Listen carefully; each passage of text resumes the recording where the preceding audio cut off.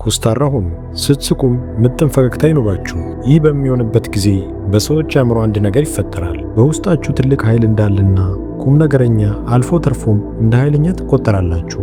በዚህ ሰዓትም ማንም ሰው ድንበራችሁን አልፎ ወደ እናንተ ለመጠጋት የሚደፍር ሰው አይገኝም። አንድ ነገር ልብ ብላችሁ አስቡ። በረባ ባረባው ዝም ብሎ የሚገለፍት ሰው አጋጥሟችሁ ያውቃል? እንግዲያውስ እንደዚህ አይነት አባዜ የተጠናወታቸው ሰዎች በቀላሉ በሰዎች ለመጠቃት እንዲሁም አጥር እንደሌለው ቤት ማንም ዘው ብሎ እየገባ ማንነታቸው ላይ ጥቃት ይፈጽምባቸዋል። ምክንያቱም ለሁሉም ሰው የምትስቁ ከሆነ ወደ ሰዎች አእምሮ የሚመጣው ስስ እንደሆናችሁ ይገምታሉ።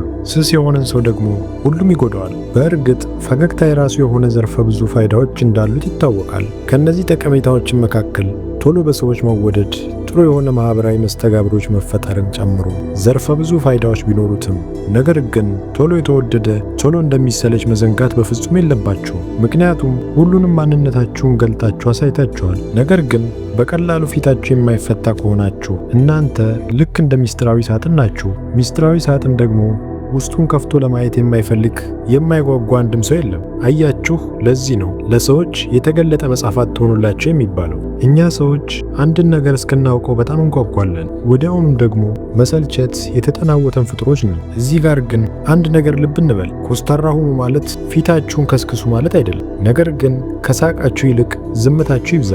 ስትስቁም ራሳችሁን ተቆጣጥራችሁ ሳቁ። እገሌ ምራቁን ዋጥ ያደረገ ሰው ነው ሲባል ሰምታችሁ ሊሆን ይችላል። አስታውሱ፣ ሰው መጀመሪያ ሲተዋወቃችሁ ስለ እናንተ ፍርድን የሚሰጠው በአይኑ ባየው ነገር እንጂ በስራችሁ አይደለም። ፊታችሁን አይቶ ወይንም አቀራረባችሁን በማየት ብቻ ለዘለፋና ለትችት የሚሰናዳ ሰው ቁጥር ስፍር እንደሌለው ልብ ብላችሁ አስታውሱ። ስለዚህ ምርጫችሁን በጊዜ አስተካክሉ። ጊዜ ሰጣችሁ ስለተከታተላችሁኝ ከልብ በማመስገን መሰል እንደዚህ አይነት ቪዲዮዎች በየጊዜው እንዲደርሷችሁ ይህን ቪዲዮ ላይክ እና ሰብስክራይብ በማድረግ ቤተሰብ ትሆኑ ዘንድ በትህትና ጠይቃችኋለሁ። መልካም ቀን።